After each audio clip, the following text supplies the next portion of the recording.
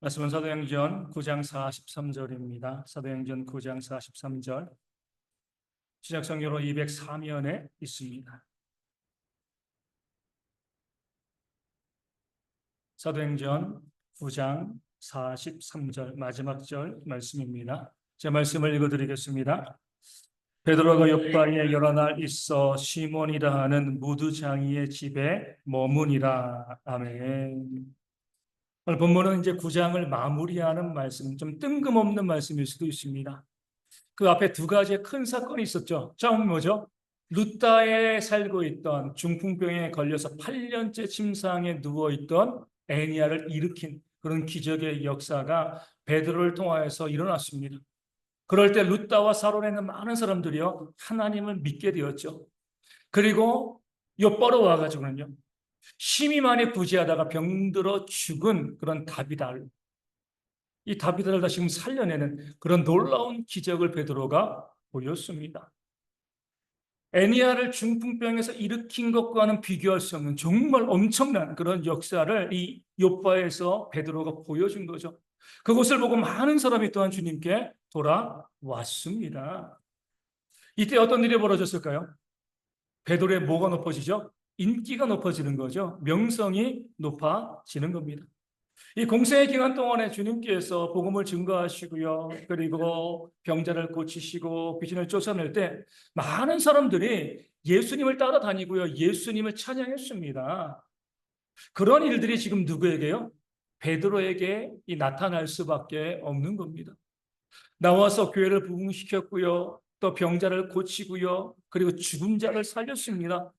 놀라운 역사가 일어났으니까 사람들이 안 따라올 수가 없는 거죠. 이 다윗이 골리앗과 싸워서 이겼을 때에 사람들이 뭐라고 해줬습니까? 사울이 죽인 자는 천천히요, 다윗이 죽인 자는 만만이다. 이 찬양하면서 이 박수와 영광을 다윗에게 보냈거든요. 이 베드로도 마찬가지입니다. 골리앗과 싸워서 이길 수는 있지만 죽은 자를 살리는 것은요, 이건 차원이 다른 역사잖아요. 많은 사람들이 그 베드로와 함께 있기를 원했고요. 박수치고요. 그 베드로에게 그 이름의 영광을 돌리고 이름을 높였을 것입니다. 지금 시대에 비추어 보면 아주 유명한 부흥사가 된 거죠. 그러니까 서로 이 초청하려고요. 줄을 섰을 거예요. 이렇게 이름이 높아지고 많은 사람들에게 뭐 박수 받고 그러면 반드시 뭐가 생긴다고요? 교만이 생기죠. 그렇죠? 누구라도 마찬가지입니다. 뭐 누구에게가 뭐 나는 아니야 할 것 없이 사람들에게 인정받고 높아지면 교만이 생길 수밖에 없습니다. 그럼 교만이 생겼다는 것을 알 수 있는 이 증상이 하나 있습니다. 그게 뭘까요? 이 차별을 만들어낸다. 교만이 생기면은요, 다른 사람을 차별하게 되어집니다. 왜냐면 내가 다른 사람과 달라. 내가 좀 더 특별한 사람이야. 라는 생각을 하게 되어지고, 그러면서 뭐예요? 당연히 내가 특별한 대접을 받아야 된다라고 생각하기 때문에 그렇습니다. 나는 너보다 더 나아. 나는 너보다 더 훌륭해. 더 특별해. 그런 마음을 가지면서 보통의 평범한 삶을 살아갈 수 없게 됩니다. 그래서 이렇게 특별한 사람들, 또 능력을 인정받은 사람들, 호텔에 묵을 때 어디 묵어요? 스위트룸에, 가장 좋은 호텔에 가장 좋은데. 또 식사도요, 아무 데서나 안 하죠.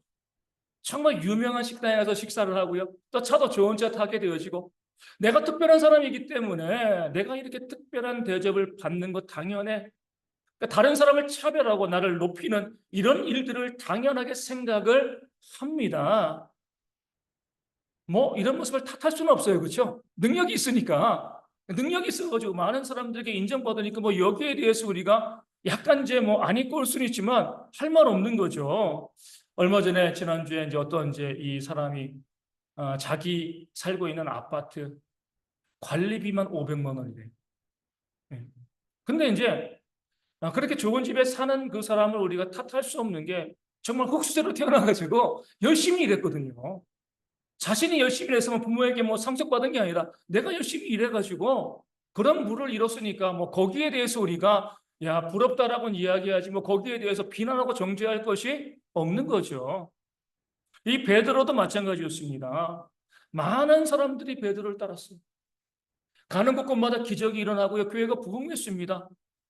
능력이 있는 사람이기 때문에, 능력을 행했기 때문에 베드로가 설사 조금 교만해진다 해도요, 누가 뭐라고 하겠습니까? 그런 능력을 행했으니까 그래, 저 정도쯤이야 우리가 이해할 수 있어, 이런 분위기였을 겁니다. 내가 능력도 없는데, 능력을 행한 것도 없는데 교만하면 사람들이 뭐라고 하죠. 하지만 이미 놀라운 능력을 행했기 때문에 그 베드로가 교만한 모습을 보여도요, 누가 뭐라고 할 수 없었을 겁니다. 그럼 베드로는요, 그렇게 죽은 자를 살리고 중풍병자를 고치는 놀라운 능력을 행하고 괴를 부흥시키는 그런 놀라운 일을 감당하고 난 다음에 교만했을까요? 겸손했을까요? 마땅히 교만할 수 있는데, 오늘 말씀은요, 그 베드로가 얼마나 겸손한 모습을 보여왔는가, 그 증거를 우리 가운데 보여주고 있습니다. 그 욥바에서 다비다를 살리고 난 다음에 바로 떠난 것이 아니라 여러 날 욥바에 머물러 있었습니다. 그러면서 어디 집에 간 거죠? 오늘 말씀에 시몬이라는 무두장이의 집에서 머물렀다, 이렇게 말씀하고 있습니다. 무두장이, 무두질이라고 이야기잖아요. 뭐 하는 거예요? 가죽을 가지고 무엇인가 물건을 만드는 겁니다.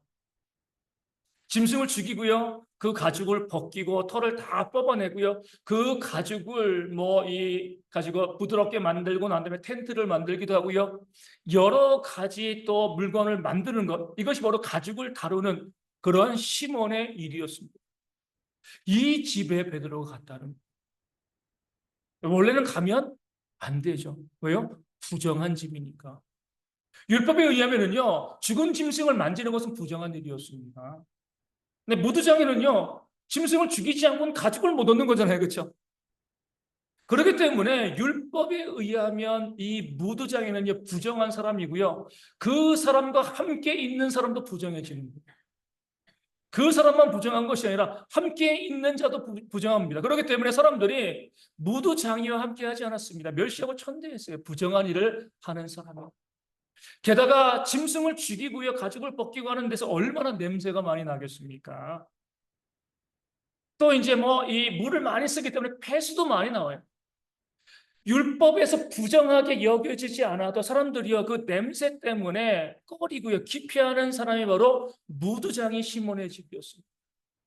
그 사회에서 가장 낮은 계층, 가장 멸시받고요, 가장 천대받는 사람이 바로 시몬, 무두장이 시몬이었습니다. 부정하기도 했고요, 하는 일, 그 냄새 때문이라 사람들이 함께 어울리기를 싫어하는 사람이 바로 이 무두장이 시몬이었습니다. 그럼 왜 베드로는요, 이 무두장이 시몬의 집에서 머물렀을까요? 이 베드로만의 그 일행이 함께 머무른 거거든요. 왜 이 집에 머물렀을까? 욥바에서 아무도 베드로와 그 일행을 초청하지 않았기 때문인가요? 그렇지 않죠. 많은 사람들이 베드로와 그 일행을 자기의 집으로 모시려고 했을 겁니다. 놀라운 능력이 나타났으니까요. 그 사람과 무엇인가 연결하고 싶은 그런 마음이 당연히 들지 않겠습니까? 가장 먼저 이 베드로와 일행을 초청한 사람은 누구였을까요? 다비다였겠죠, 그렇죠? 자기를 살려줬잖아요. 살아 생전에 많은 과부들의 옷을 지어주는 그런 일을 했습니다. 옷을 지어줬다는 것 자체에서 이 다비다는요, 어느 정도 재력이 있는 여자임을 알 수가 있는 거예요. 집도 좋았을 거예요. 그런 상황 가운데서 베드로가 자기의 생명을 살려줬으니까 아마 다비다가 가장 간절하게 외쳤을 겁니다. 우리 집에서 당신과 그 일행이 묵었으면 좋겠습니다. 내가 숙식을 제공해 드리겠습니다. 다비다뿐만이 아니죠. 욥바에서 많은 사람들이 예수님을 믿었는데 그 중에는 부자들도 있었을 겁니다. 그들은 숙소를 제공하지 않았을까요? 서로 우리 집에 와가지고 우리 집에 머물러 달라고 베드로를 초청했을 겁니다. 갈 곳이 없어가지고요, 그 무두장이 그 시몬의 집에 들어간 게 아니에요. 갈 곳은 널려 있고요, 많은 사람이 초청했습니다. 그럼에도 불구하고 베드로는요, 그 모든 좋은 환경들, 그 호텔과 같은 좋은 환경들 다 거절하고요, 여인숙보다 못한 냄새나고 더럽고 부정한 무두장의 시몬의 집에 들어가서 묵었습니다. 왜 그랬을까요? 보여주고 싶은 것이 있었기 때문에 그래요. 알려주고 싶은 것이 있었기 때문에 그렇습니다. 베드로가 욥바에 왜 왔죠? 왜 초청을 받아왔어요? 다비다가 죽었는데 그 다비다를 살려내라는 것이 아니라 이 다비다의 장래, 이 다비다가 얼마나 구제하면서 선한 삶을 살아왔는가 좀 기억해달라. 다비다의 장래 때문에 왔습니다. 그런데 그 구제가 너무나 아름답고 많은 여인들, 과부들이 그 다비다가 살아 생전에 그들에게 지어진 옷을 보여주니까 성령의 감동함으로 그 다비다를 살려낸 거죠. 놀라운 기적을 만들었습니다. 많은 사람들이 그 죽은 자가 살아난 기적을 보면서 그 베드로를 높였을 거예요. 근데 베드로의 마음이 불편함. 그 불편함 때문에 무두장이 시몬의 집에 들어간 겁니다. 왜 불편했을까요? 자신이 다비다를 살린 놀라운 역사, 하나님이 살리신 것이지만 그 역사를 이루었지만 그 역사 때문에 무엇이 잊혀지는 거죠? 그 다비다의 구제가 잊혀지는, 그 따뜻한 사랑이 잊혀지는 겁니다. 자신이 엿바라온 것은 그 다비다가 어려운 이웃들을 향해서 베푼 그 따뜻한 사랑 때문에, 그 감동적인 그리스도인의 아름다운 삶 때문에 그 엿바로 왔는데 그 다비다를 살려내니까요. 사람들이 다비다의 구제는 기억하지 않고 죽은 자가 살아난 그 역사만을 바라보는 겁니다. 이것이 과연 옳은 것인가? 기적은 그 자체로 하나님의 역사 우리 부정할 수 없는 거죠. 정말 감사한 은혜이지만 모든 복음이 기적으로 마무리되어지는 것이 합당한가? 그런 고민이 베드로 가운데 있는 거죠. 그렇지 않다는 것을 보여주기 위해서 내가 이 다비다를 살렸지만 더 중요한 것은 이 다비다의 구제와 헌신, 그 따뜻한 사랑입니다. 그 사랑이 잊혀지고 그 구제가 잊혀지고 이 다비다가 다시 살아나는 것, 이것만 바라보면 이것은 반쪽짜리 복음이라는 거죠. 기적만 바라보고 역사만, 사역만 바라보고요, 그 그리스도인의 그 아름다운 사랑과 헌신과 구제가 잊혀지고 나면 그 복음은 잘못된 것이다. 이것을 보여주기 위해서 베드로는요, 그 많은 집중해서 가장 천대받고요, 소외받는, 무시당하고 멸시당했던 무두장이 시몬의 집으로 숙박하고 들어가 있는 것입니다. 무엇을 보여주고 싶은 거예요? 이게 바로 그리스도인의 삶이라는 거예요. 기적 중요합니다. 능력 중요해요. 우리 부정하는 거 아니죠? 하나님의 교회가 놀라운 사역을 감당해 나가야 됩니다. 하지만 여기에만 머물러 있으면 복음은 반쪽짜리라는 거예요. 그렇게 놀라운 사역을 감당하고 놀라운 일을 감당하는 사람들은 그 삶에 따뜻함이 있다는 것, 그 복음은 따뜻한 거라는 것, 소외받고 또 가난하고 연약한 자, 다윗하고 돌봤던 것처럼 그런 사람들 향해서 다가가고 그 사람들을 섬기고 사랑하는 것이 복음의 마무리가 되어야 한다. 이 사실을 베드로는요, 그 욥바에 있는 사람들에게 보여주길 원했던 겁니다. 그렇기 때문에 그 따뜻한 복음의 마무리를 위해서 그 좋은 집들 다 마다하고요, 무두장이 시몬의 집에 가서 여러 날 머무르는 그런 모습을 일부러 베드로는 보여주고 있는 겁니다. 이것을 성경은 무엇이라고 부르죠? 바로 거룩이라고 부릅니다. 우리의 거룩은요, 따뜻함인 거죠. 이 거룩은요, 구별되는 거잖아요. 그렇죠? 근데 왜 따뜻함이 거룩이에요? 세상이 너무 냉랭하니까. 너무 냉정하니까. 얼마 전에 이제 참 기가 막힌 그런 기사를 본 적이 있습니다. 어떤 이제 이 애기 엄마가, 애기 엄마도 아이가 한 8살쯤? 초등학생쯤 되는 것 같아요. 그 아이를 데리고 이제 영국으로 이제 비행기를 타고 가는데 좀 이제 큰 비행기죠. 이게 또 상당히 또 많은 거리를 가는 거잖아요. 그러니까 이제 이 자리가 꽉 차지 않았어요. 자기가 탄 자리에 그 아줌마랑 애기는 통로에 있고, 그리고 네 자리가 있었는데 한쪽 측면에 창가에 젊은 여자가 한 명 타 있어요. 그리고 그 중간 자리는 비어 있습니다. 창가에 있고 비어 있고 애기랑 아줌마랑 이렇게 이제 넷이 탔어요. 근데 이제 먼 비행이니까 이제 그 아이가 어린아이니까 이제 가다가 아이가 졸려하니까요, 그 빈자리랑 그 아이 자리에 눕혔어요, 아이를. 문제가 있나요? 문제 없잖아요. 그 창가에 앉은 젊은 여자가 막 항의를 하는 거예요. 왜 거기 애를 눕히냐. 자기가 돈 주고 산 자리도 아니고요.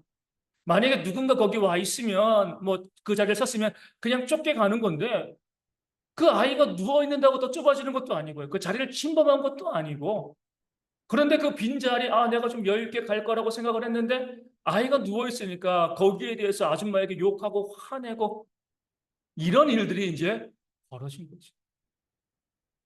이게 세상이라는 거예요. 그렇죠? 따뜻함이 없어요. 냉랭해. 냉정한 것도 냉랭합니다. 그런 세상 가운데서 우리가 정말 하나님 믿는 백성이다. 우리가 보여줄 수 있는 것은요. 오늘 베드로가 말씀하고 있는 거죠. 따뜻함이라는 거예요. 다비드가 보여준 것처럼 그 가난한 자, 연약한 자, 소외받은 자들, 그 약자에 대한 그런 따뜻함과 배려가 있을 때 그게 진짜 복음의 완성이 되어진다는 거죠. 내가 살린 기적만 바라보지 말라는 거예요.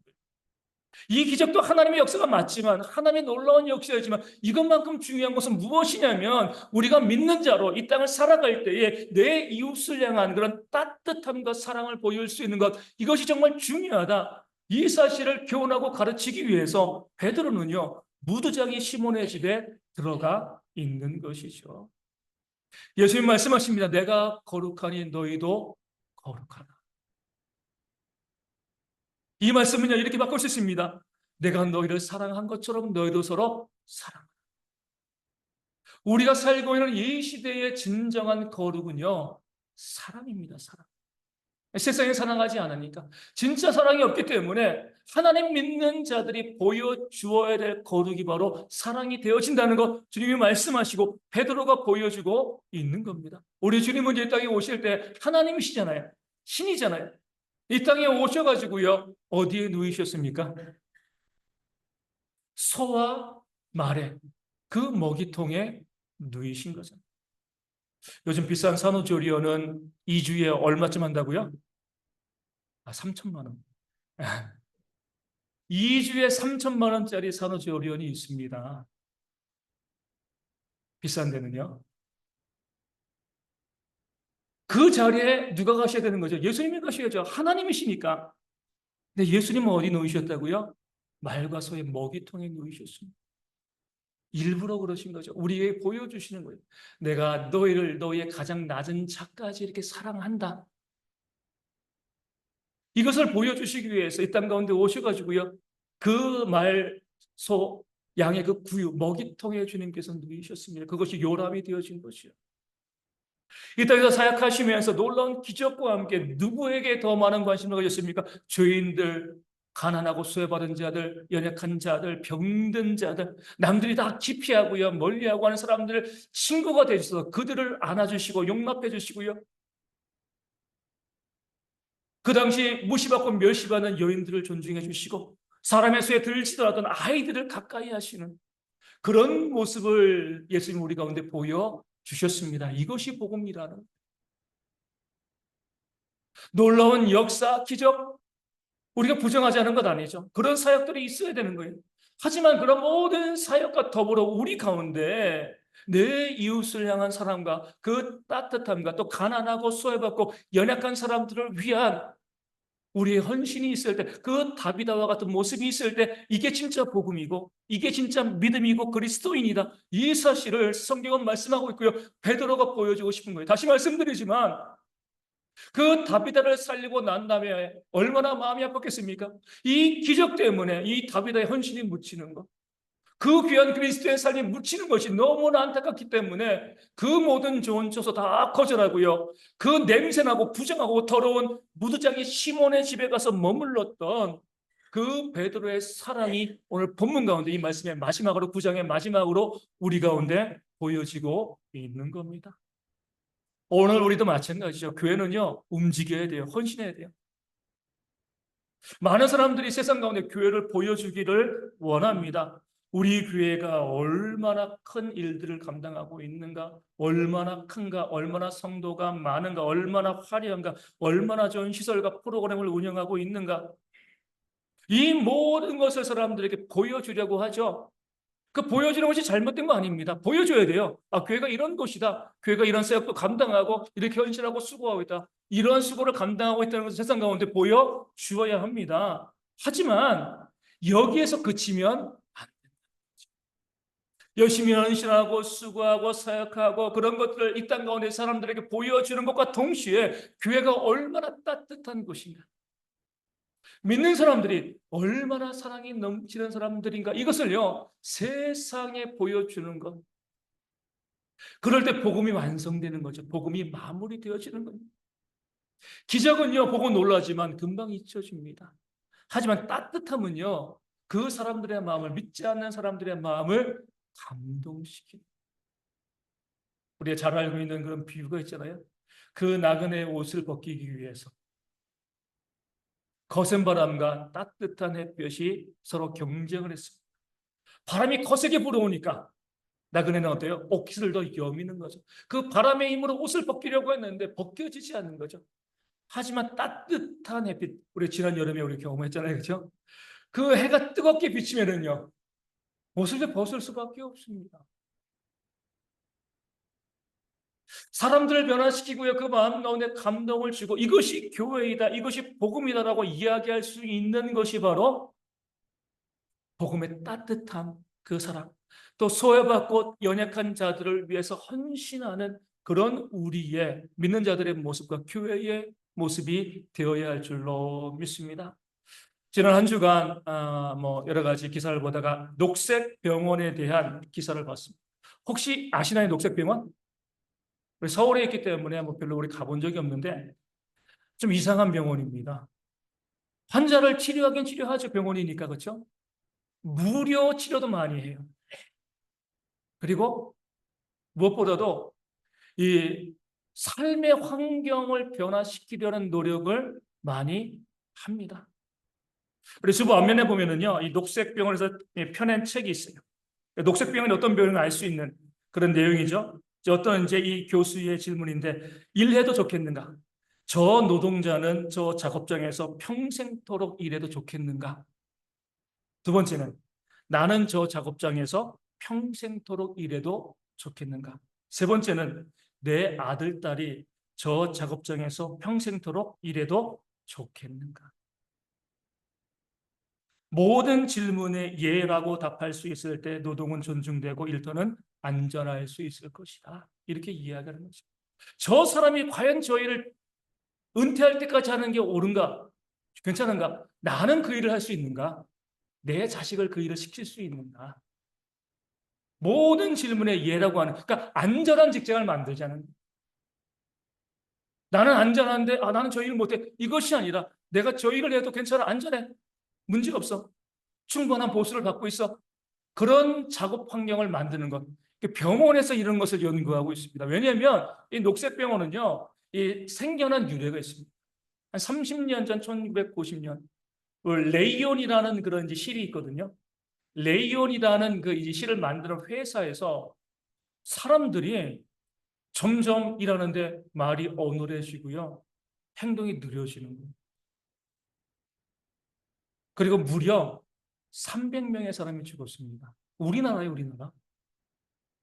왜냐면 그 레이온을 만들 때 이산화황이라는 그런 이제 기체가 필요한데 냄새도 없대요. 당연히 기체니까 눈에 보이지도 않고. 근데 이 기체를 사람이 호흡하게 되어지면 뇌가 녹는데요. 신경이 녹는다는 거죠. 그 직장에서 일하는 사람들이 점점 뇌가 녹고 하면서 몸이 말도 어눌해지고 이러면서 사람들이 죽어나가기 시작하니까 의대생들, 의사들 해가지고 이제 무엇이 문제인가 딱 봤더니 그 이산화황 때문이다. 이것 때문에 이렇게 많은 사람들이 지금 질병에 걸려고 죽어간다. 이 사실을 밝혀낸 거죠. 그러면서 그 사람들의 보상금 위에 녹색병원에 세워진 거예요.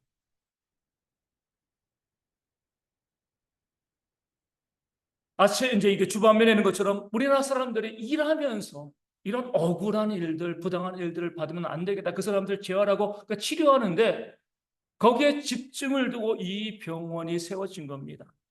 지금 이 병원의 원장은 의대생일 때 그 레이온 회사 사람들을 또 진찰하고 하면서 무엇이 이 사람들이 이렇게 힘들게 또 죽게 했는가 밝혀낸 사람이 지금 원장이 되어져 있는 거죠.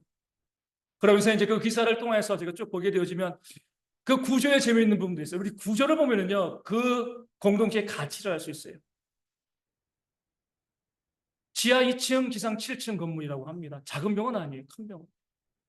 그런데 원장실은 어디 있을까요? 지하 2층입니다. 재활실은요, 지상 7층, 가장 전망 좋은데. 재활하는 사람들은 지상 7층, 원장은요, 곰팡이 나는 지하 2층. 이것이 바로 베드로가 무두장이 시몬의 집에 들어간 것입니다. 어느 병원에서 원장이야 지하실에다 자기 원장실을 둡니까? 다들 가장 좋은데, 가장 시설 좋은데 원장실을 두는데, 그 병원에서 30년 이상 일한 그 원장은요, 지하 2층에 원장실을 두고요, 그 재활하는 것은 지상 7층에 두고 있는 거죠. 그러면서 이제 이렇게 이야기합니다. 사회적 약자를 돕는 것이 공동체의 회복이고, 그 회복이 사회를 건강하게 만듭니다. 이것이 병원의 운영의 목적이에요. 약자를 돕는 것이 우리 사회를 건강하게 만들고 이 사회가 회복되어야지 우리 모든 사람들이 행복하게 잘 살아갈 수 있다. 이것을 목적으로 하는 거죠. 그렇기 때문에 이 병원 연구소에서 지금 중심 과제로 애쓰고 있는 것이 무엇이냐면요, 리어카예요, 리어카. 무슨 리어카일까요? 폐지 줍는 어르신들의 리어카. 병원에서 그걸 연구하고 있습니다. 그 환경이 바뀌지 않으니까 어르신들이 폐지를 줍는데 너무 리어카가 50kg, 60kg 하는데 그 리어카 때문에 근골격 질환이 생기니까 어떻게 하면 좀 더 나은 편안한 그런 리어카를 만들 수 있을까? 병원에서 그걸 연구하고 있는 거죠. 이 땅에는 소외받은 사람들, 연약한 사람들, 그런 사람들을 위해서 우리가 어떻게 일할 것인가?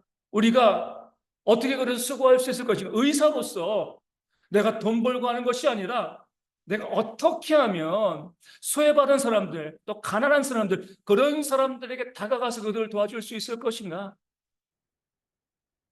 그 기사를 보면서 또 동시에 또 단 유튜버 이제 이 내용을 봤습니다. 거기도 의사가 나오고 있다고. 그러니까 의사에 대해서 좋고 나쁨 이야기하는 게 아니라 모든 직업이 다 똑같은데 마침 이제 녹색병원이 나오니까 그 유튜버에서 나오는 의사는 이런 거죠. 무엇을 이야기하고 있는가? 의사들의 소득이 얼마인가? 이거 이야기하더라고요.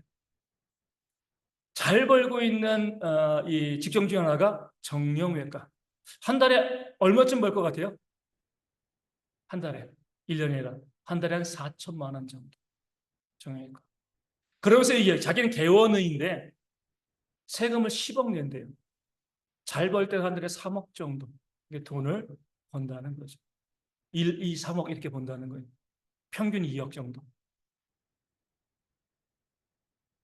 어떤 사람들은 우리가 자기가 능력이 있어가지고 하는 거 우리가 나쁘다고 이야기할 게 아니잖아요. 그렇죠? 그렇게 하자. 그래. 열심히 노력하고 또 공부 열심히 해가지고 의과대학 가가지고 또 병원 잘 운영해가지고 괜찮아. 문제 없어. 내가 못한 게 문제지. 우리가 거기에 대해 비난할 건 없어요. 하지만 그렇게 얼마든지 자신도 돈 많이 벌 수 있고요. 능력 있게 대접받을 수 있음에도 불구하고 내가 이 땅 가운데 의사로서 살아가면서 정말 가난한 자, 또 소외받은 자, 또 연약한 자들, 그들을 위해서 내가 무엇을 할 수 있을까? 이런 사람들도 우리가 인정하고 박수쳐 주는 것이 정말 믿음의 사람들, 교회의 거룩함과 또 공동체의 모습이 되어야 되지 않을까? 오늘 베드로가 우리 가운데 말씀하고 보여주고 있는 겁니다. 베드로는요, 초대교회 수장이었잖아요. 최고 리더였습니다. 기적도 행하고요, 교회 부흥도 이끌었습니다. 얼마든지 대접받을 수 있고 얼마든지 높임받을 수 있지만 그것보다는 주님의 복음의 핵심은 바로 가난하고 또 연약하고 소외받은 자들 향한 사랑과 헌신이다. 세상은요, 우리가 뭐라고 이야기할 수 없어요. 그 사람들이 열심히 일해가지고 월세로 500만 원씩 내든지 한 달에 3억을 버건 우리가 비난할 것도 없고요, 우리가 부러워할 것도 없습니다. 세상의 일이니까 그냥 그렇구나라고 보시고요. 내가 믿는 사람이라고 하면 우리 가운데는요, 그런 능력과 더불어서 무엇이 있어야 된다고요? 따뜻한 사랑이 있어야지. 내 주변의 이웃을 바라보면서 그들을 마음으로 응원하고 기도해주고요. 힘들고 어려울 때 내 것을 나눔을 통해서 함께 손잡고 가주는 그런 따뜻한 사랑이 있어야지. 이것이 진짜 복음이 되어지고 그 복음을 통해서 하나님의 놀라운 역사가 일어난다는 것을 성경은 우리 가운데 보여주고 있는 줄로 믿습니다. 그런 따뜻한 사랑이 우리 가운데 있기를 소망합니다. 헌신하시고요, 수고하시고 봉사하시고 사역하시고 놀라운 일들 교회가 많이 감당해야 돼요. 놀라운 사역 가운데 헌신해야 됩니다. 하지만 그 모든 헌신으로 그치는 것이 아니라 내 주변에 있는 이웃들을 향한 그런 따뜻함과 그 사랑을 잊지 않을 때 하나님께서 그런 성도들의 삶에도 복을 주시고요. 그런 따뜻한 교회 가운데 놀라운 부흥과 회복의 역사를 허락해 주실 줄로 믿습니다. 그런 교회와 그런 성도들 되어 주실 수 있도록 우리 함께 찬양하고 기도하도록 하겠습니다. 313장 함께 찬송하겠습니다.